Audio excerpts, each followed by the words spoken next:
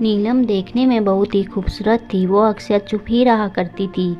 वह कुछ बोलने की कोशिश करती, उसकी माँ उसे पहले ही चुप करा देती थी। वह एक दिन टहल रही थी, तभी वहाँ से रवि जा रहा था। उसकी नज़र नीलम पर पड़ी और कहने लगा, हाय हाय, ये तो कितनी सुंदर है। अगर इससे शादी हो जाए तो मेरी लाइफ सेट हो जाएगी।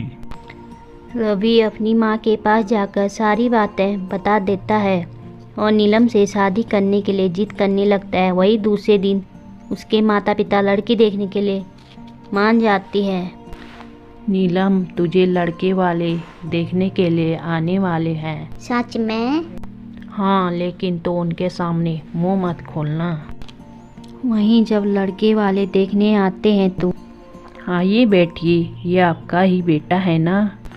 नहीं जी नहीं, हम तो कचड़े के डिब्बे से उठा कर लाए हैं। हाँ, ऑफकोर्स हमारा ही बेटा है।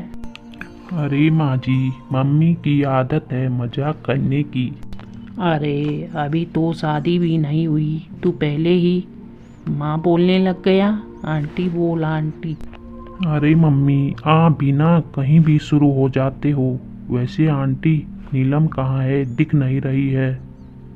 मैं मम्मी की तरफ से माफ़ी मांगता हूँ। वैसे आपकी बेटी कहाँ है? नीलम इतनी सुंदर थी, वह किसी को भी पसंद आ जाए। नीलम सबको एक ही नज़र में पसंद आ जाती है। वैसे ही मेरे बेटे ने जितनी तारीफ की थी उससे कहीं सुंदर है। तो मैं ये रिश्ता पक्का समझूं? जी हाँ बिल्कुल, लेकिन निमिता से कहे ना वो कुछ बोलकर बताए। जब से हम आए हैं बस आप ही बोल रही हैं, तभी उनमें बहुत गड़बड़ा जाती है। हाँ नीलम, बोलकर बताइए ना। रवि इतना ही बोल रहा होता है, तभी उर्मी उससे कहती है, बेटा उसके मुंह में छाले आए हैं ना, तभी बोल नहीं सकते। बोलने में तकलीफ हो रही है। उन दोनों परिवार की रजामंदी से शादी हो जाती है। नीलम कुछ बोलो ना, तुम तो बोल ही नहीं रहे हो। चलो एक गाना ही गा दो मेरे लिए। सजना है मुझे सजना के लिए। अच्छा ठीक है। थदना है मुझे थदना के लिए, थदना है अरे बस बस, कैसे बोल रही हो नीलम? जरा ढंग से गाओ ना। लेकिन मैं तो ऐसे ही बोलती हूँ। रवि गुस्से में बाहर आ जाता है। माँ, ये क्या किया आपने?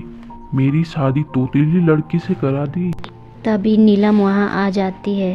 माँ देखो ना, ये बाल बाल मुझे तोतली कह रही है।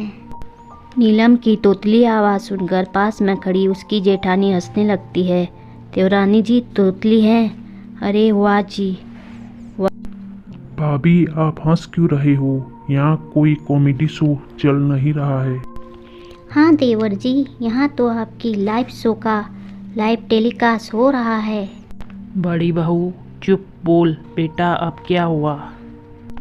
बोल, अब क्या बोलूँ? मेरी बीवी तोतली है माँ, मैं उसके साथ नहीं रह सकता।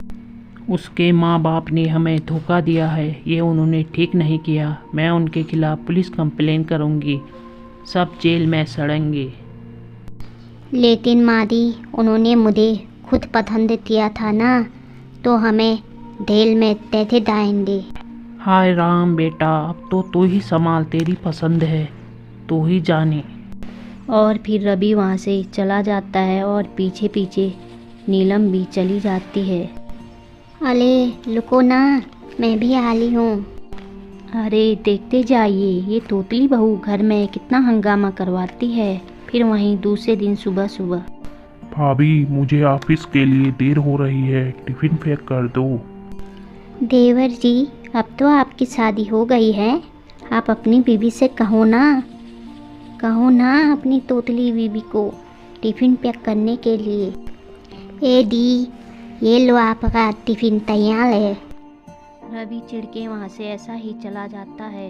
वहीं नीलम के तोतलेपन के कारण घर में सभी उसका मजाक उड़ाते हैं। कोई भी उससे ढंग से बात नहीं करता। मादी, मैं बादल डाल रही हूँ, आप तो आइए।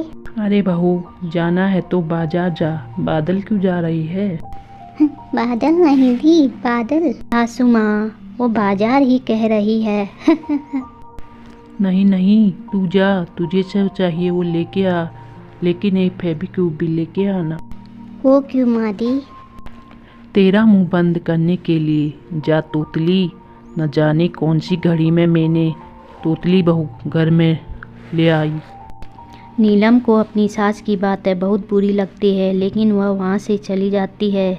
लेकिन बाजार में सब नीलम को देखकर बातें बनाने लगते हैं। अरे यह तो श्रीवास्तव की तोतली बहू है। हाँ हाँ रुकना, अभी डेमो दिखाती हूँ। अरे नीलम कैसी थी? आप कौन? मैंने पहचाना नहीं।